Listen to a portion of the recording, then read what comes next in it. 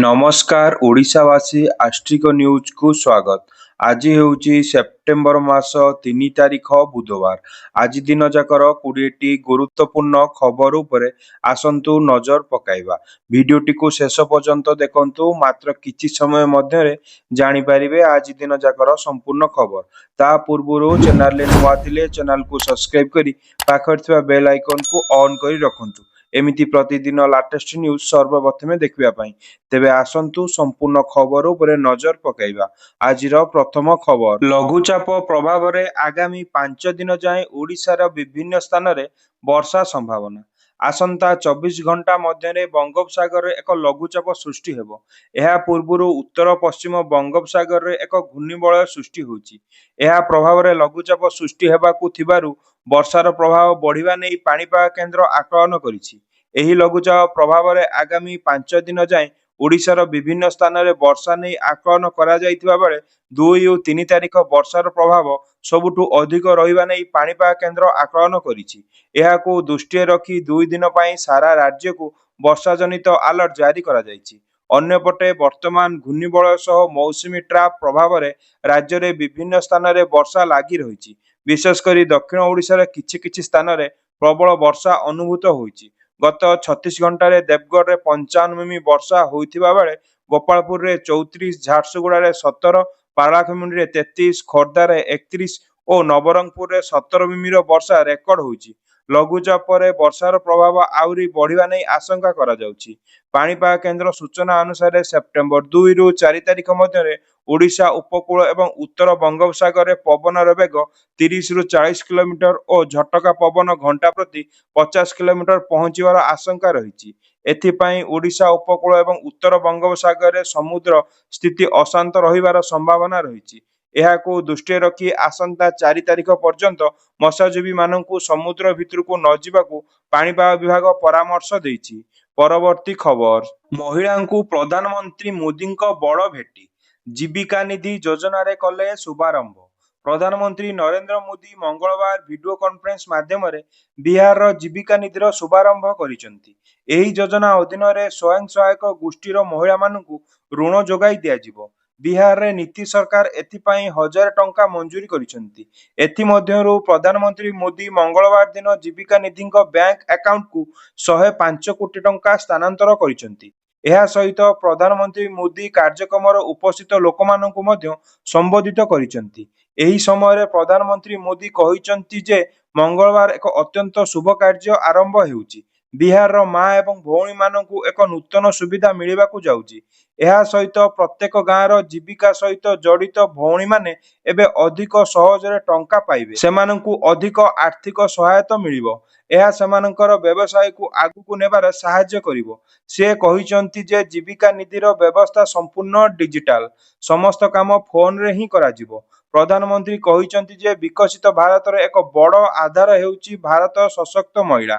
ମହିଳାଙ୍କୁ ସଶକ୍ତ କରିବା ପାଇଁ ସେମାନଙ୍କ ଜୀବନରୁ ସମସ୍ତ ପ୍ରକାର ଅସୁବିଧା ହ୍ରାସ କରିବା ଆବଶ୍ୟକ। ଏହି କାରଣରୁ ଆମେ ମହିଳା ଓ ଭଉଣୀ ଏବଂ ଝିଅମାନଙ୍କୁ ସଶକ୍ତ କରିବା ପାଇଁ ଏତେ କଠିନ ପରିଶ୍ରମ କରୁଛୁ, ମୋଦି ଏହି ବାର୍ତ୍ତା ଭିଡିଓ କନଫରେନ୍ସ ମାଧ୍ୟମରେ ଜଣାଇଛନ୍ତି। ପରବର୍ତ୍ତୀ ଖବର, ଦଶମ ପାସରେ ସରକାରୀ ଚାକିରି ଖାଲି ପଡ଼ିଛି 11,050ଟି ପଦ।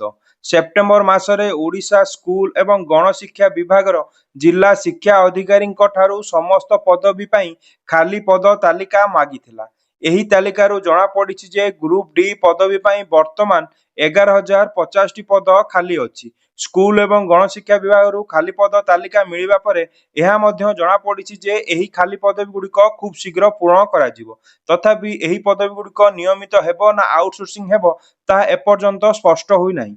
ଓଡ଼ିଶା ହାଇସ୍କୁଲ ପିଅନ ପଦବୀ ପାଇଁ ଯୋଗ୍ୟତା ମାନଦଣ୍ଡ ସ୍କୁଲ ଏବଂ ଗଣଶିକ୍ଷା ବିଭାଗ ଦ୍ୱାରା ଜାରି କରାଯାଇଥିବା ନିର୍ଦ୍ଦିଷ୍ଟ ବିଜ୍ଞପ୍ତି ଉପରେ ନିର୍ଭର କରି ଭିନ୍ନ ଭିନ୍ନ ହୋଇପାରେ। ପ୍ରାର୍ଥୀ ଏକ ସ୍ୱୀକୃତିପ୍ରାପ୍ତ ବୋର୍ଡରୁ ଅତି କମରେ 10ମ ଶ୍ରେଣୀ ପାସ୍ କରିଥିବା ଆବଶ୍ୟକ। କିଛି କ୍ଷେତ୍ରରେ ଆବଶ୍ୟକ ଅଧିକ ହୋଇପାରେ, କିନ୍ତୁ ସାଧାରଣତଃ 10ମ ପାସ୍ ଯଥେଷ୍ଟ।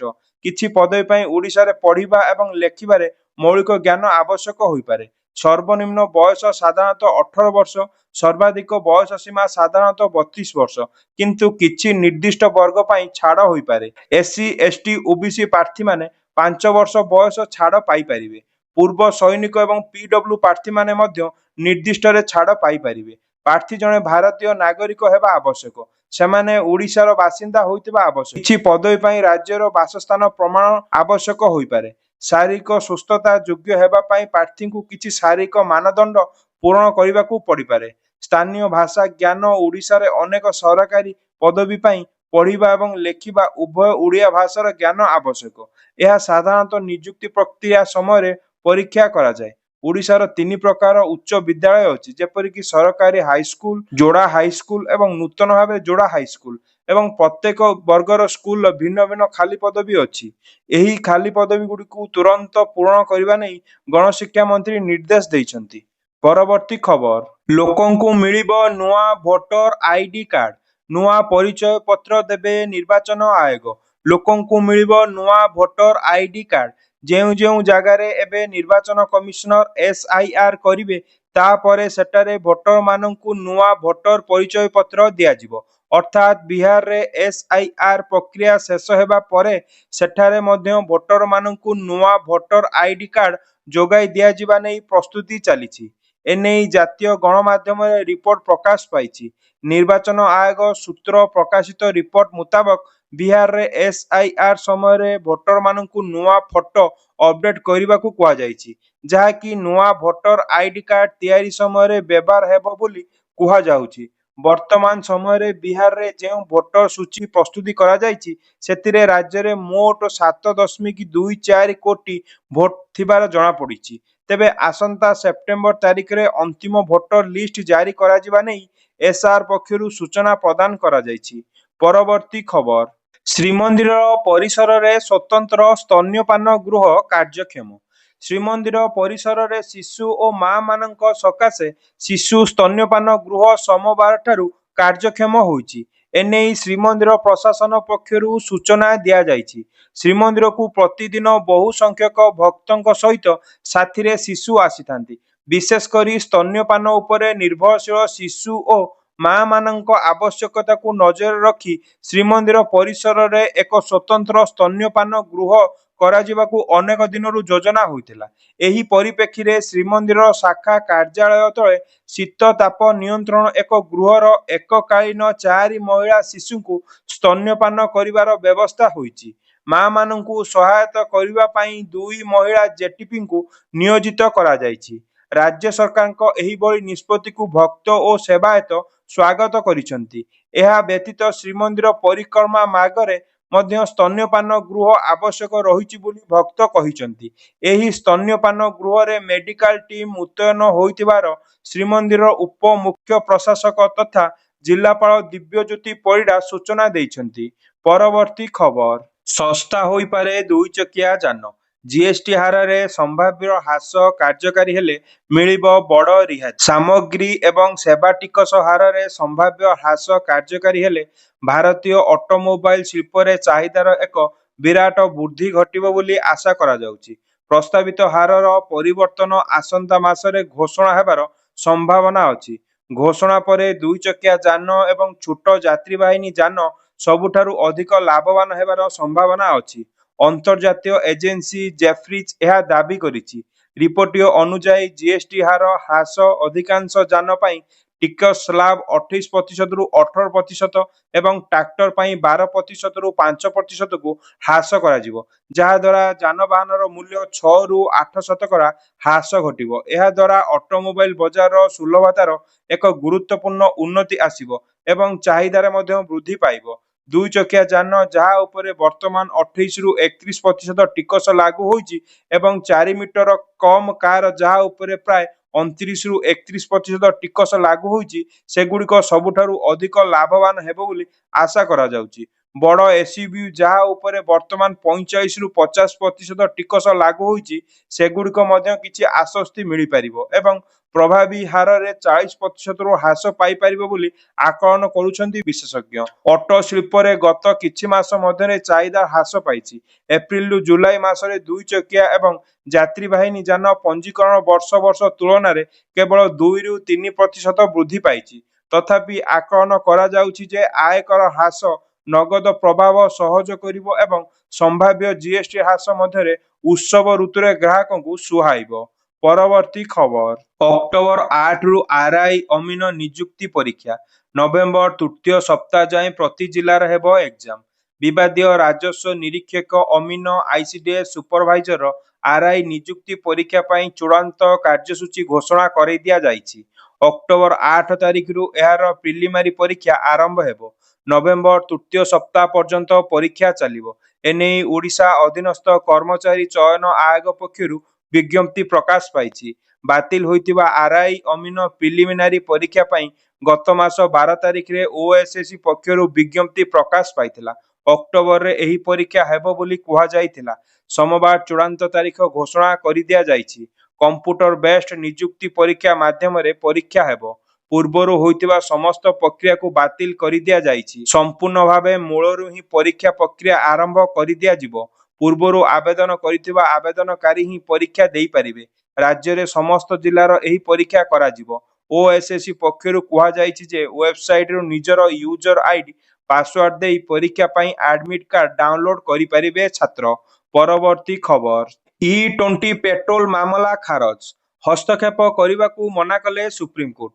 ବହୁ ଚର୍ଚ୍ଚିତ ଇ-20 ପେଟ୍ରୋଲ ମାମଲାକୁ ସୁପ୍ରିମକୋର୍ଟ ଖାରଜ କରିଛନ୍ତି। ପ୍ରଧାନ ବିଚାରପତି ବି.ଆର୍. ଗଭାଇ ଓ ଜଷ୍ଟିସ କେ. ବିନୋଦ ଚନ୍ଦ୍ରଙ୍କୁ ନେଇ ଗଠିତ ଖଣ୍ଡପୀଠ ମାମଲାରେ ହସ୍ତକ୍ଷେପ କରିବାକୁ ମନା କରିଛନ୍ତି। ଇ-20 ପେଟ୍ରୋଲକୁ ବିରୋଧ କରି ଦାଖଲ କରାଯାଇଥିବା ଜନସ୍ୱାର୍ଥ ମାମଲାରେ ଶୁଣାଣି ବେଳେ ଆଟର୍ଣ୍ଣି ଜେନେରାଲ ଆର୍. ଭେଙ୍କଟରମଣ କହିଥିଲେ ଯେ ଏହି ଆବେଦନକୁ ଏକ ବୃହତ ଲବିର ସମର୍ଥନ ରହିଛି। ଆବେଦନକାରୀ ଲଣ୍ଡନର ଲୋକ। ଦେଶ ଭିତରେ କେଉଁ ଧରଣର ପେଟ୍ରୋଲ ବିକ୍ରି ହେବ ତାହା କ'ଣ ବାହାର ଲୋକ ଧାର୍ଯ୍ୟ କରିବେ ବୋଲି ସେ ପ୍ରଶ୍ନ କରିଛନ୍ତି। ଇ-20 ପେଟ୍ରୋଲରୁ ଆଖୁ ଚାଷୀମାନେ ଉପକୃତ ହେବେ ଓ ତେଲ କିଣିବା ଖର୍ଚ୍ଚ ହେଉଥିବା ବିଦେଶୀ ମୁଦ୍ରା ସଞ୍ଚୟ ହେବ ବୋଲି ସେ କହିଥିଲେ। ଆବେଦନକାରୀ କୋର୍ଟକୁ ଜଣାଇଥିଲେ ଯେ 20% ଇଥେନଲ ମିଶିଥିବା ପେଟ୍ରୋଲ ବା ଇ-20 ପେଟ୍ରୋଲ ଦ୍ୱାରା 2003 ପୂର୍ବରୁ ନିର୍ମାଣ କରାଯାଇଥିବା ଗାଡ଼ିଗୁଡ଼ିକ କ୍ଷତିଗ୍ରସ୍ତ ହେଉଛି। ଆମେ ଯଦିଓ ଏହି ପ୍ରକାର ତେଲକୁ ବିରୋଧ କରୁନାହୁଁ, କିନ୍ତୁ ଗ୍ରାହକମାନଙ୍କ ଲାଗି ଅନ୍ତତଃ ଇଥେନଲ ମିଶିନଥିବା ପେଟ୍ରୋଲ ଏକ ବିକଳ୍ପ ରହୁ। ଇ-20 ପେଟ୍ରୋଲ ଦ୍ୱାରା ଗାଡ଼ିର ଇଞ୍ଜିନ କ୍ଷତିଗ୍ରସ୍ତ ହେବା ସହ ମାଇଲେଜ କମ୍ ଦେଉଛି ଏବଂ କ୍ଷୟକ୍ଷତି ଭରଣ କରିବା ଲାଗି କରାଯାଉଥିବା ଆବେଦନକୁ ବୀମା କମ୍ପାନୀଗୁଡ଼ିକ ଖାରଜ କରିଦେଇଥିବାର ସେ ଅଭିଯୋଗ କରିଥିଲେ। ତେବେ ଏହି ବିବାଦ ଆରମ୍ଭ ହେବା ଦିନଠୁ ଏହା ପଛରେ ଏକ ନିର୍ଦ୍ଦିଷ୍ଟ ଗୋଷ୍ଠୀର ହାତ ଥିବାର ସରକାର ସନ୍ଦେହ କରିଛନ୍ତି। କେନ୍ଦ୍ର ସଡ଼କ ପରିବହନ ଓ ରାଜପଥ ମନ୍ତ୍ରୀ ନୀତିନ ଗଡ଼କରୀ ସେହି ଗୋଷ୍ଠୀକୁ କଡ଼ା ସମାଲୋଚନା ସହ ନିନ୍ଦା ପ୍ରକାଶ କରିଛନ୍ତି। ପରବର୍ତ୍ତୀ ଖବର, 2% ଭାରୀଯାନରୁ 70% ପ୍ରଦୂଷଣ। ଭାରତୀୟ ସମୁଦାୟ ମୋଟର ଗାଡ଼ି ମଧ୍ୟରୁ ବସ୍ ଓ ଟ୍ରକ୍ ପରି ଭାରୀଯାନର ଭାଗ ମାତ୍ର 2%, କିନ୍ତୁ ସେଥିରୁ ନିର୍ଗତ ହେଉଥିବା ପ୍ରଦୂଷଣ ମାତ୍ର 70% ବୋଲି centre for study of science, technology and ପଲିସିର ଏକ ଅଧ୍ୟୟନରୁ ଜଣାପଡ଼ିଛି। ଉକ୍ତ ରିପୋର୍ଟ ଅନୁସାରେ 2035 ସୁଦ୍ଧା ଭାରୀ ବ୍ୟବସାୟିକ ଯାନର ସଂଖ୍ୟା 27% ବଢ଼ିସାରିଥିବ। ତେବେ ଅଧିକ ଯାନ ଭାରତ ଷ୍ଟେଜ 6 ଗାଇଡଲାଇନ ଅନୁସାରେ କରିବା ଦ୍ୱାରା ପ୍ରଦୂଷଣ ମାତ୍ର ହ୍ରାସ ପାଇବ, କିନ୍ତୁ ଅତ୍ୟଧିକ ବାୟୁ ପ୍ରଦୂଷଣ କରୁଥିବା ପୁରୁଣା ଗାଡ଼ିଗୁଡ଼ିକ ରାସ୍ତାରେ ଚାଲୁଥିବା ଯାଏଁ ବର୍ତ୍ତମାନ ଧାରା ଜାରି ରହିବ। ଏହାର ସମାଧାନ ସ୍ୱରୂପ ପୁରୁଣା ଟ୍ରକ୍‌ଗୁଡ଼ିକ ସ୍କ୍ରାପ୍ କରିବା ଅପରିହାର୍ଯ୍ୟ। ବର୍ତ୍ତମାନ ଭାରତୀୟ ରାସ୍ତାରେ ଚାଲୁଥିବା 40% ଟ୍ରକ୍ 15 ବର୍ଷରୁ ଅଧିକ ପୁରୁଣା। ଅଧିକାଂଶ ଟ୍ରକ୍ ଡିଜେଲ ଚାଳିତ। ବାଧ୍ୟତାମୂଳକ ସ୍କ୍ରାପ୍ ନୀତି ଦ୍ୱାରା ନିଜର ଜୀବିକା ହରାଇବା ନେଇ ଭୟ କରୁଥିବା ଟ୍ରକ୍ ମାଲିକଙ୍କ ସରକାର 2ରୁ 3ଟି ଟ୍ରକ୍ କିଣିବା ଲାଗି ସବସିଡି ଦେବା ଉଚିତ ବୋଲି ବିଶେଷଜ୍ଞ ମତ ପ୍ରକାଶ କରିଛନ୍ତି। ସେହିପରି ଦୂରଗାମୀ ମାଲ ପରିବହନ ପାଇଁ ଟ୍ରକ୍ ବଦଳରେ ଟ୍ରେନ୍ ଉପଯୋଗୀ ଜରୁରୀ। ଉଦାହରଣ ସ୍ୱରୂପ ଉତ୍ତରପ୍ରଦେଶରୁ କେରଳକୁ ଜିନିଷ ପରିବହନ କରିବାର ଥିଲେ ତାକୁ ଟ୍ରକ୍ ନ ପଠାଇ ରେଳ ଯୋଗେ ପଠାଇଲେ କେବଳ ମୂଲ୍ୟ ସ୍ଥାନରୁ ଷ୍ଟେସନ ଓ ଶେଷ ଷ୍ଟେସନ ଗନ୍ତବ୍ୟସ୍ଥଳକୁ ମାଲ ନେବା ପାଇଁ ଟ୍ରକ୍ ବ୍ୟବହାର କରିବାକୁ ପଡ଼ିବ। ଫଳରେ ଟ୍ରକ୍‌ର ଉପଯୋଗୀକୁ 20% ଦୂରତା ପାଇଁ ସୀମିତ କରାଯାଇ ପାରିବ ବୋଲି ବିଶେଷଜ୍ଞମାନେ ମତ ପ୍ରକାଶ କରିଛନ୍ତି। ପରବର୍ତ୍ତୀ ଖବର, ଦିଲ୍ଲୀ ଗସ୍ତରେ ମୁଖ୍ୟମନ୍ତ୍ରୀ ମୋହନ ଚରଣ ମାଝୀ। ଜିଏସଟି ବୈଠକରେ ହେବେ ସାମିଲ।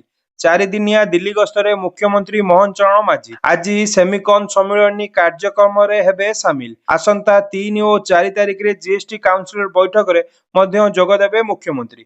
ସେହିପରି ଦଳର କିଛି ଶୀର୍ଷ ନେତୃଙ୍କୁ ଭେଟିପାରନ୍ତି ମୁଖ୍ୟମନ୍ତ୍ରୀ। ଆଜି ନୂଆଦିଲ୍ଲୀରେ ଆଇସିଆଇସିଠାରେ ହେବାକୁ ଥିବା ଜାତୀୟ ସେମିକନ୍ ସମ୍ମିଳନୀରେ କିପରି ଭାରତକୁ ସେମିକଣ୍ଡକ୍ଟର ପାୱାର ହାଉସ୍ କରାଯାଇ ପାରିବ ସେ ନେଇ ଶୀର୍ଷ ସ୍ତରରେ ବୈଠକ ଅନୁଷ୍ଠିତ ହେବ। 3 ଦିନ ଧରି ହେବାକୁ ଥିବା ଏହି କାର୍ଯ୍ୟକ୍ରମକୁ ପ୍ରଧାନମନ୍ତ୍ରୀ ନରେନ୍ଦ୍ର ମୋଦି ଉଦ୍ଘାଟନ କରିବେ।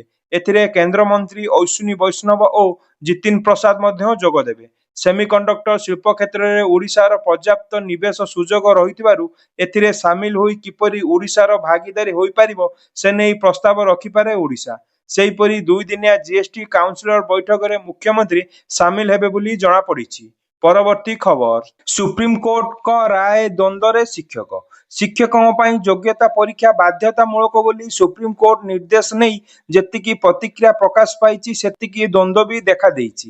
ଶିକ୍ଷା ରାଜ୍ୟ ସରକାରଙ୍କ ବ୍ୟାପାର ହୋଇଥିବାରୁ ଏହାକୁ ସମ୍ପୃକ୍ତ ରାଜ୍ୟଗୁଡ଼ିକରେ କେତେ ମାନିବେ ତାକୁ ନେଇ ଚର୍ଚ୍ଚା ଆରମ୍ଭ ହେଲାଣି। ଚୂଡ଼ାନ୍ତ ରାୟ ପାଇଁ ସୁପ୍ରିମକୋର୍ଟଙ୍କ ପ୍ରଧାନ ବିଚାରପତିଙ୍କ ନିକଟକୁ ମାମଲା ସ୍ଥାନାନ୍ତର କରିଦିଆଯାଇଛି। ତେଣୁ ଉପର ବେଞ୍ଚ କି ରାୟ ଦେଉଛନ୍ତି ତା ଉପରେ ସମସ୍ତଙ୍କ ନଜର ରହିଛି। ଓଟିଇଟି ନେଇ ସୁପ୍ରିମକୋର୍ଟ ନିର୍ଦ୍ଦେଶ ପରେ ଛତିଶଗଡ଼ ସରକାର ନୂଆ ନିଷ୍ପତ୍ତି ନେଇଛନ୍ତି। 2011 ମସିହା ପୂର୍ବରୁ ଚାକିରି ପାଇଥିବା ଶିକ୍ଷକଙ୍କ ଚାକିରି ଓ ପଦୋନ୍ନତିରେ ସୁପ୍ରିମକୋର୍ଟଙ୍କ ନିର୍ଦ୍ଦେଶ ଲାଗୁ ହେବ ନାହିଁ ବୋଲି ନିଷ୍ପତ୍ତି ହୋଇଛି। ନୂଆ ପଦୋନ୍ନତି ପାଇଁ ଓଟିଇଟି ଜରୁରୀ ଥିବା କୁହାଯାଇଛି। ଏଭଳି କ୍ଷେତ୍ରରେ ଓଡ଼ିଶା ଓ ଅନ୍ୟ ରାଜ୍ୟ କି ନିଷ୍ପତ୍ତି ନେଉଛନ୍ତି ତା ଉପରେ ସମସ୍ତଙ୍କ ନଜର। ଗଣଶିକ୍ଷା ମନ୍ତ୍ରୀ କହିଛନ୍ତି ନିର୍ଦ୍ଦେଶ ଉପରେ ତର୍ଜମା ହେବ, ଶିକ୍ଷକଙ୍କ ସ୍ୱାର୍ଥ ଦେଖାଯିବ, ଅନ୍ୟ ରାଜ୍ୟ କି ବିଚାର ବିମର୍ଶ କରୁଛନ୍ତି ତାକୁ ବି ନଜରରେ ରଖାଯିବ। 2011 ମସିହାରୁ ପ୍ରାଥମିକ ଶିକ୍ଷକଙ୍କ ପାଇଁ ଓଡ଼ିଶା ଶିକ୍ଷା ଯୋଗ୍ୟତା ପକ୍ଷରୁ ବାଧ୍ୟତାମୂଳକ କରିଦିଆଯାଇଥିଲା। ଏବେ ପଦୋନ୍ନତି ଆଶାରେ ଥିବା 75,000ରୁ ଅଧିକ ଶିକ୍ଷକ ସୁପ୍ରିମକୋର୍ଟଙ୍କ ରାୟକୁ ନେଇ ଚିନ୍ତା ଓ ଦ୍ୱନ୍ଦ୍ୱରେ ଅଛନ୍ତି। ପରବର୍ତ୍ତୀ ଖବର, 5,000 ଟଙ୍କାରେ ମିଳିବ 1 କିଲୋୱାଟ ବିଜୁଳି। ସେପ୍ଟେମ୍ବରରେ ପଞ୍ଜୀକରଣ, ଅକ୍ଟୋବରରୁ ସଂଯୋଗ। ଓଡ଼ିଶାରେ 5,000 ଟଙ୍କାରେ ଲୋକଙ୍କୁ ମିଳିବ 1 କିଲୋୱାଟ ୟୁଏଲ୍ଏ ମେଡାଲ ସୋଲାର ବିଜୁଳି ସଂଯୋଗ। ଟାଟା ପାୱାର ପ୍ରଧାନମନ୍ତ୍ରୀ ସୂର୍ଯ୍ୟଘର ମାଗଣା ବିଜୁଳି ଯୋଜନାରେ ଏହି ସୁବିଧା ଯୋଗାଇ ଦେବେ। ପ୍ରଥମ କରି ଓଡ଼ିଶାର ଏହି ଯୋଜନା ଆରମ୍ଭ ହୋଇଛି। ଏଥିପାଇଁ ସେପ୍ଟେମ୍ବରରେ ପଞ୍ଜୀକରଣ ଓ ଅକ୍ଟୋବରରୁ ପଞ୍ଜୀକୃତଙ୍କ ସଂଯୁକ୍ତକରଣ ପ୍ରକ୍ରିୟା ଆରମ୍ଭ ହେବ। ଅତି ବେଶୀରେ 3 ଘଣ୍ଟା ଭିତରେ ସଂଯୋଗ ପ୍ରକ୍ରିୟା ଶେଷ ହେବ। ପଞ୍ଜୀକରଣ ପାଇଁ ସ୍ଥାନୀୟ ଟାଟା ପାୱାର ଡିସ୍କମ୍ କାର୍ଯ୍ୟାଳୟରେ ଯୋଗାଯୋଗ କରିପାରିବେ। ଏଥିପାଇଁ ସ୍ୱତନ୍ତ୍ର ଆପ୍ଲିକେସନ ବି ବିକଶିତ କରାଯାଉଛି। ଏହି ସୋଲାର ବିଜୁଳି ଭିତ୍ତିଭୂମି ପ୍ରାୟ 180 କିମି ବେଗରେ ଝଡ଼ ପବନକୁ ବି ପ୍ରତିହତ କରିପାରିବ। ବିଜୁଳି ପ୍ରତିହତ କରିବା ପାଇଁ ସୁଦୃଢ଼ ଆର୍ଥିଂ ବ୍ୟବସ୍ଥା ବି ଏଥିରେ ରହିବ ବୋଲି Tata power Odisha distribution business CEO Gajanan S Kale କହିଛନ୍ତି। ପାୱାର ହାଉସ୍ ଛକସ୍ଥିତ ଟାଟା ଡିଷ୍ଟ୍ରିବ୍ୟୁସନ ଟେକ୍ନୋଲୋଜି ସେଣ୍ଟର ପରିସରରେ ଆୟୋଜିତ ସାମ୍ବାଦିକ ସମ୍ମିଳନୀରେ ଶ୍ରୀ କାଲେ କହିଛନ୍ତି, ଏହି ଯୋଜନାରେ ସମୁଦାୟ 60,000 ଟଙ୍କା ଖର୍ଚ୍ଚ ହେବ, ଯେଉଁଥିରେ ଉଭୟ କେନ୍ଦ୍ର ସରକାର ଓ ରାଜ୍ୟ ସରକାର 55,000 ଟଙ୍କାର ରିହାତି ଯୋଗାଇ ଦେବେ। ବାକି 5,000 ଟଙ୍କା ଆବେଦନକାରୀଙ୍କୁ ଦେବାକୁ ପଡ଼ିବ। ଯୋଗ୍ୟ ଆବେଦନକାରୀଙ୍କ ଛାତରେ ମାତ୍ର 100 ବର୍ଗ ଫୁଟ ଜାଗାରେ ଏହି ବ୍ୟବସ୍ଥା ହୋଇପାରିବ, ଯେଉଁଥିରେ 4ଟି କଂକ୍ରିଟ ସ୍ତମ୍ଭ, 4ଟି ମୋନୋ ସୋଲାର ପ୍ୟାନେଲ, ରାସାୟନିକ ଆର୍ଥିଂ ବ୍ୟବସ୍ଥା, 100 ମିଟର କେବୁଲ ଓ ଅନ୍ୟାନ୍ୟ ଭିତ୍ତିଭୂମି ଅନ୍ତର୍ଭୁକ୍ତ ରହିଛି। ସୋଲାର ବିଜୁଳି ବ୍ୟବସ୍ଥା କାର୍ଯ୍ୟକ୍ଷମ ପାଇଁ 2ଟି ମିଟର ବସିବ, ଗୋଟିଏ ନୋଟ୍ ମିଟର ଓ ଅନ୍ୟଟି ସୋଲାର ମିଟର। 60,000 ଟଙ୍କାର ନୋଟ୍ ମିଟର ମାଗଣା ମିଳିବ, କିନ୍ତୁ ସୋଲାର ମିଟର ପାଇଁ ଆବେଦନକାରୀଙ୍କୁ ଅତିରିକ୍ତ ପ୍ରାୟ 3800 ଟଙ୍କା ଦେବାକୁ ପଡ଼ିବ। କିନ୍ତୁ ଏହି 1 କିଲୋୱାଟ ସୋଲାର ବିଜୁଳି ସଂଯୋଗ ଗ୍ରାହକ 1 କିଲୋୱାଟ ଭିତରେ ହିଁ ବିଜୁଳି ବ୍ୟବହାର କରିପାରିବେ। ଯଦି 2 କିଲୋୱାଟ ଅବା ଏହାଠୁ ଅଧିକ କିଲୋୱାଟ ବିଜୁଳି ସଂଯୋଗ ନେବାର ଅଛି, ସେମାନେ ପୂର୍ବରୁ ଥିବା ଅନ୍ୟ ପ୍ରଧାନମନ୍ତ୍ରୀ ସୂର୍ଯ୍ୟଘର ବିଜୁଳି ଯୋଜନାରେ ସଂଯୋଗ ନେଇପାରିବେ।